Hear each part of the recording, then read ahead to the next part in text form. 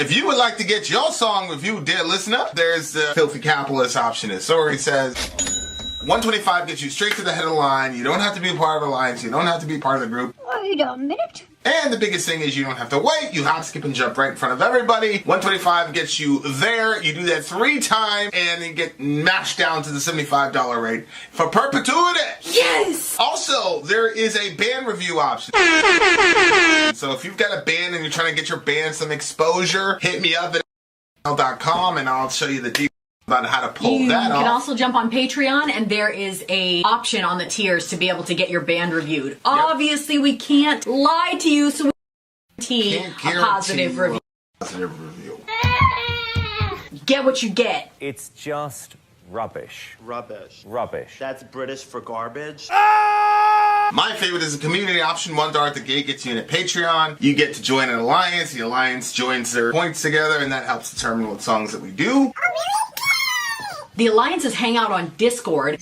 Message me on Patreon to get the link. And they do all kinds of other cool things. They do Minecraft, Dungeons and Dragons. Yeah.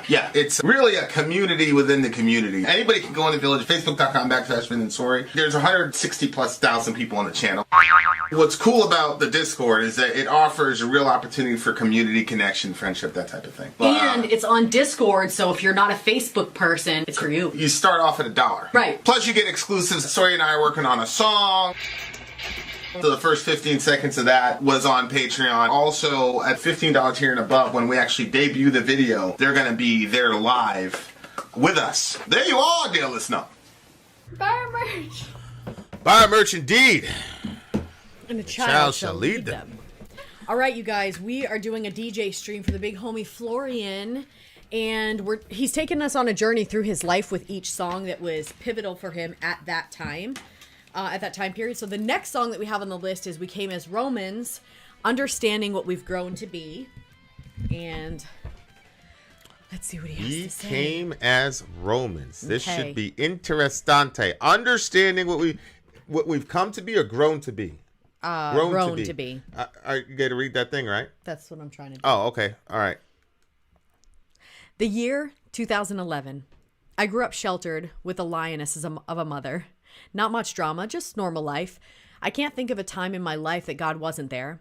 I always wanted to be on the good side. The big difference was that I had started to call him Father. Not a single problem just went away, but I came to the understanding that the mending hands of my Heavenly Father were there to guide me through everything. Only from an outside source I could have been made new. To this day, I can roll with God who saw me and heard my cries. All right, let's do it up. All right, let's do it. We came as Romans, understanding who we have grown to be. This is a fun fact. Our very own Matthew Winter played with We Came as Romans. Really? Well, he had his own band, you know what I'm saying? They were doing their own thing. All right, there, listener. Here we are. We Came as Romans. Let's go.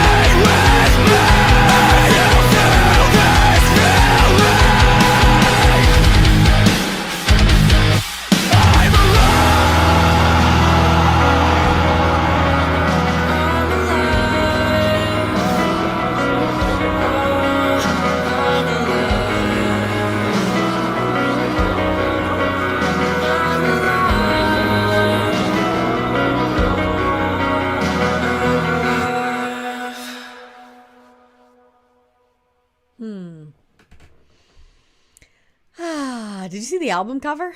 No. It's very interesting. I like it. A dragon? Is that Leviathan? Well, That Jesus fighting Leviathan, inshallah? Looks like it.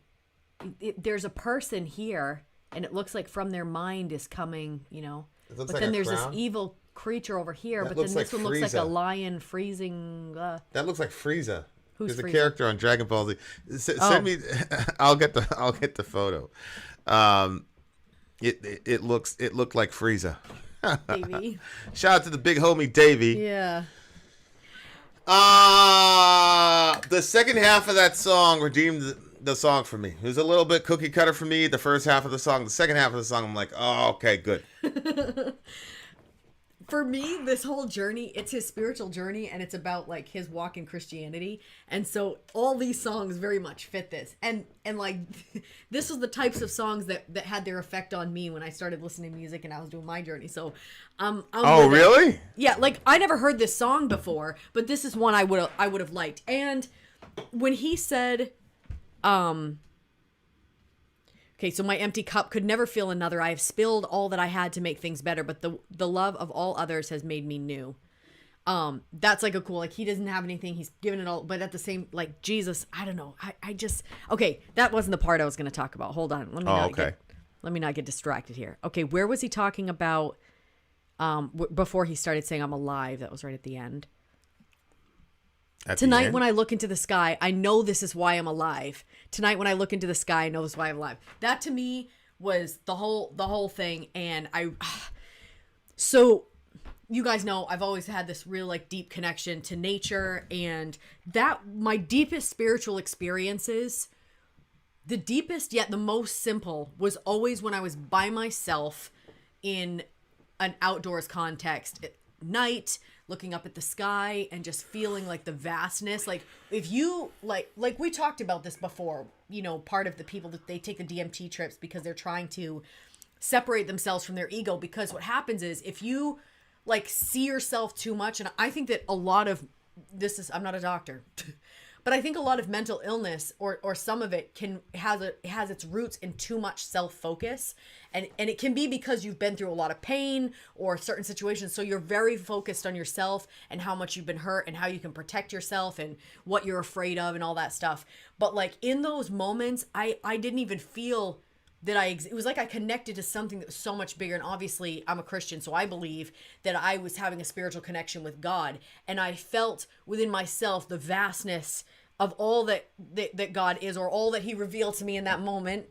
And those moments were just so unbelievable. And I would always say, I'm alive.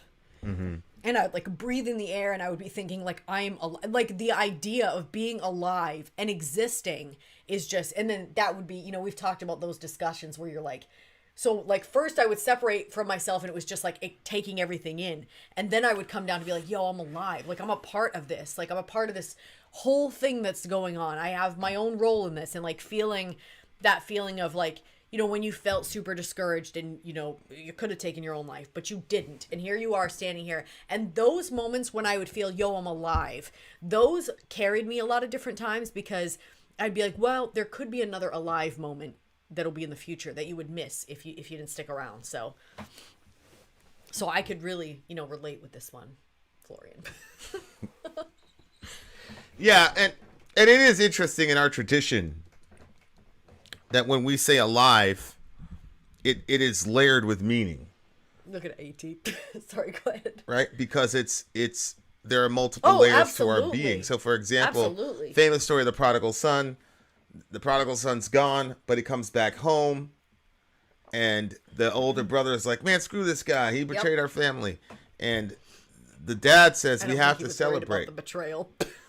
So much as the money.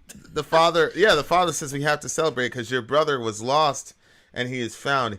He's dead. He was dead and he is alive again. Mm-hmm. So from that standpoint, being separated from God, even though you're existing, your heart is beating and the electrons and neutrons are firing off, whatever this existence is.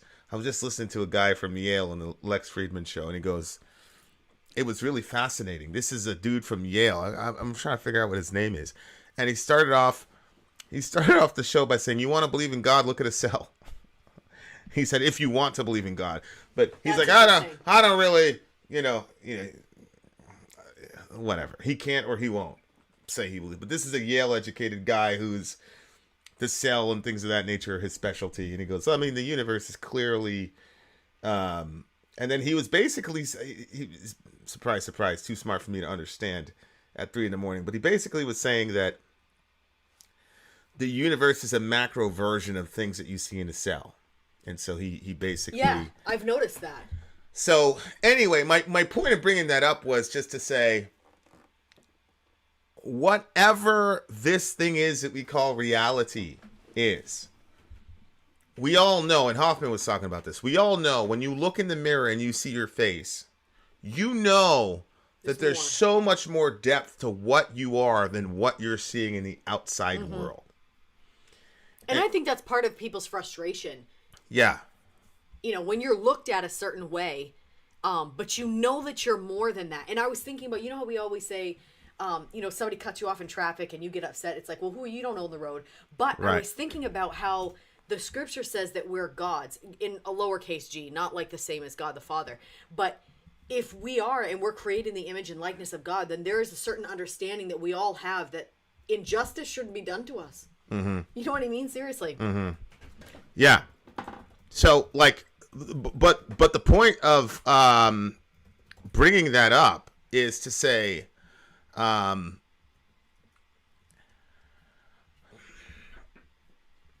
when you look in the mirror and you know that there's something deeper than that, or you see an icon with a sad face. So the sad face is a physical expression. Oh, this guy's sad. But what sadness is something immaterial. Mm-hmm. It is non-physical.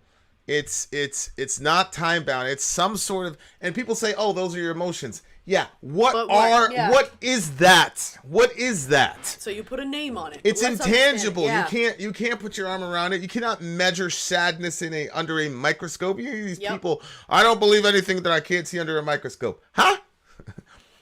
Belief is something you can't put in a microscope. Listen to your statement. I don't believe anything that I can't see under a microscope. You can't put belief under a microscope. You always find those. So my point is, when you're talking about being dead or alive, all of us will agree that there's a physical component to who you are. Mm-hmm. But there's also that non-physical component to who you are. And that component can be dead while the physical side of you can be alive. So that's why we'll say things like, so-and-so is dead to me. What does that mean? What do you mean they're dead to you? So like they're physically dead to you, but other people, they're alive? No. What you're saying is the non-physical part of who I am is cut off from relationship with that person. Mm-hmm.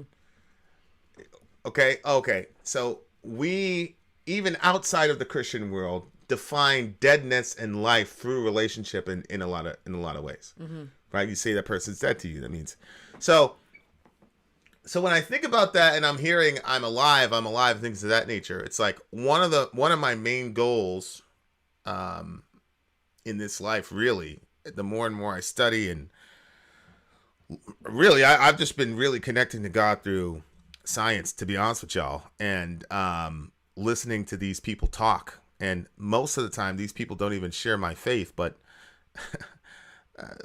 they essentially do to a degree. Like it's just one of those things where I'm like, I'm trying to be a complete unfragmented person. Mm-hmm.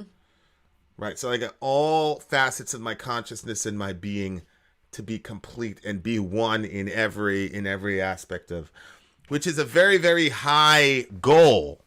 But if you could get all aspects of your being alive, your consciousness being alive, you know, people talk about waking up and things of that nature, right? So there's a recognition that the consciousness itself is asleep, even though you're awake to the outside world. But there are realities that you need to wake up to. So now people are using terms like that. I mean, that's Sam Harris's podcast, is the Waking Up podcast.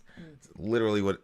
So like all those there are aspects of your being that are alive, and there are other aspects of your being that are dead. And obviously, you know, AT asked the question, well, what's death and life? And I think ultimately the answer is relationship. I think the ultimate answer as to whether or not somebody's alive or dead is relationship, primarily their relationship with God. So, because, as I said, you I would agree. You could physically be alive and whole parts of your being be dead. Yeah, absolutely. And so, and that also takes care of the purpose angle. Why am I here?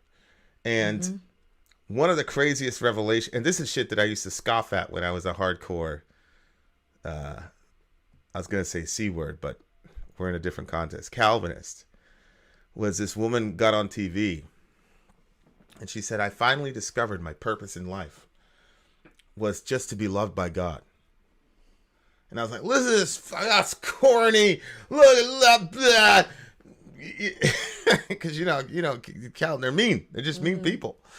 And they have a mean God, but God bless them. But I was like, whoa. Now I'm like, whoa. Yeah. Because now you start having a bunch of kids. Yep.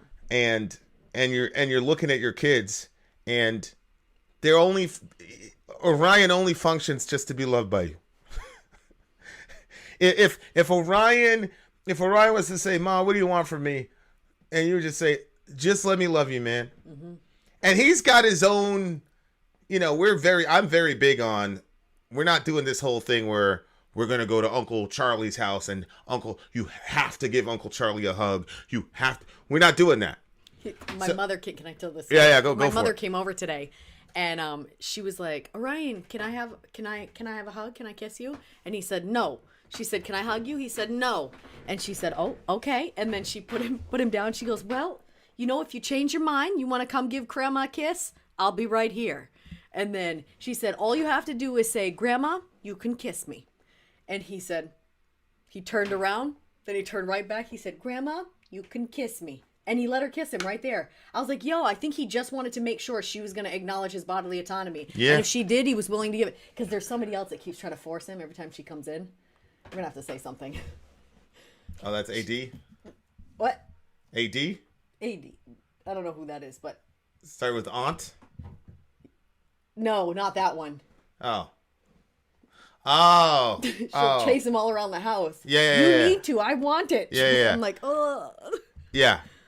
Anyway, so we're doing the bodily autonomy thing. Well.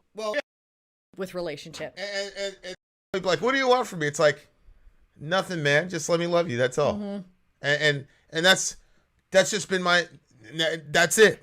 Mm-hmm. And I go, okay. He loves me like she loves Orion. All right, we're good. And he's a bad kid. He's a bad.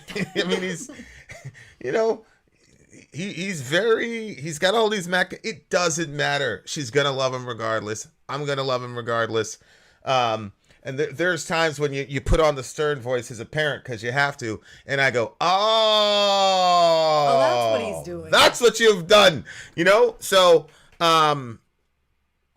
Yeah, your purpose is just to be a thing that's loved, be a made person that's loved by God. End of story. That's it. Oh, glorify God and enjoy Him forever. You will glorify God and enjoy Him forever when you realize that He made you specifically so that He could pour love on you for all eternity. When you realize that, you become a less judgmental person. You become less harsh. And when you are judgmental and harsh, you're able to give grace to yourself. Because that line was really crazy. We just had a conversation about this. My empty cup could never fill another. And I was just talking about this. We've got a family member who is gracious to everybody and carries everybody. And I said, you know what you need to focus on is giving yourself as much grace as possible. As a matter of fact, you should always give yourself the most grace in the room. Mm-hmm. And for a giving person, they don't understand that. You saw how confused he was? Mm-hmm. Little eyebrows. Giving people don't understand that. Mm-hmm. And he looked like he started smirking too. It was a funny concept to him. Yeah. And it's like, listen. Put myself before? Yeah. And it's like, listen, love or bitterness. If you imagine yourself as a glass, okay? And you've got you're a 16-ounce glass, and you pour 20 ounces of bitterness into that glass. Everybody within the, I don't know the science or the math, but everybody within the circumference of that extra 4 ounces is going to get splashed by your bitterness. Mm-hmm. Bless God, there's a finite amount of you're a finite container. Otherwise, everybody around you will be affected by your bitterness. When you see bitter people, what you're seeing is the overflow of their own bitterness. Mm-hmm. Like there's some really bitter people, in our community, and they're just, there's a lot of front and pretense and all the rest of it, but they're bitter as fuck. Yeah. Right. And it's like, that's because you've allowed yourself to imbibe so much bitterness that it spills out to other people. So conversely, when you fill yourself with grace and love, and I know it's new age and corny, but if you fill yourself with grace and love, eventually that'll spill out, and you won't be doing it on purpose. It'll be an inevitable scientific fact that everybody around you is going to feel love and grace and mercy and acceptance because you're filling yourself with that. So if you fill yourself with that type of love from God, it will be inevitable that other people will feel it. So I told that guy, you got to be the most graced person in the room, and you have to be the most charitable and kind. You've got to be the kindest to yourself for the sake of other people. If you're kind only to other people, your cup is going to get empty and you're going to run out of kindness because you're a finite receptacle. Yep. And that's why I'm so optimistic about the world, because goodness comes from God and God is infinite. Bitterness comes from created beings and they're finite. So bitterness can't win. Yeah, that's good, babe. Right? So when you see a bitter person, they can never win. Because if they're around a person who's ingesting love, we've got an infinite source of love. Mm-hmm. Bitterness is temporal. So anyway, that's what I got from that lyric. Yeah. It was a really good take on things. Yeah, that's really good. Yeah, I really like that. The other thing too is it is weird that like as a society we're kind of encouraged to not tell other people. Like people will get mad at other people and then explode on them or whatever, but it's never like it's not really encouraged to in constructive ways say, hey, I'm noticing, you've been through a lot, but you're also getting very bitter. You know what I mean? Like people are not encouraged to point that out. Instead, society just takes care of the problem by avoiding the people. And then somebody suddenly realizes, holy shit, I'm completely alone all the time. What's happening? I can't keep friends. I can't, you know what I mean? And I'm not saying it's always because of bitterness, but I think sometimes it's that we have areas that we have to work on ourselves. And rather than people telling us, they just avoid us. And then, you just float on your merry way trying to figure out why, Oh, 100%. 100,000%. So I like this one. As I said, the second half of the song rescued the song for me. The first half of the song I did not like at all. Yeah, I mean, for me it was like nostalgic. So 9.6 for me. 8. And the alive line. That just Huh? boop, boop, boop. And I'm alive part just really put it over the edge for me. Why? Because I've been there and I've done that. And literally what he was explaining, like being on the I'm speechless tonight as I stare into the sky. I feel endless compassion, forgiveness, and love. I feel everyone who is looking up sharing this. I feel unexplainably alive. I literally felt like I feel like I wrote this. Although I think I would have written it a little better. A little bit more. Florian, I feel like you could have done a better job. A little bit more flowery in there, making it sound a little bit more whatever. But I get the point, and that's exactly how I feel. So If you guys want to know the name of the guy who said if you want to believe in God, look at his cell. His name is Gary Nolan, and he's a Yale-educated guy. The guy is brilliant. He's a professor at Stanford University School of Medicine. if you just copy that whole line and then put it in the comment section and then push the button, it'll go right up on the screen. Microbiology, immunology, biocomputation, and analysis of UFO artifacts. This guy is like, he's brilliant. Very smart guy. What did you say? Just highlight from Gary Nolan down to 260. Yep. And then copy and paste that and put it on the chat, and then we can post it right to the screen. Oh, okay. Well, I can post it to the screen the other way too, but okay. Oh, okay. Yeah, whatever. There you are. Whatever gets it done. There it is. All right, so you guys can check that out. It's a very, very fascinating talk. Having said that, dear listener, Vin out. Sorry out. Gone.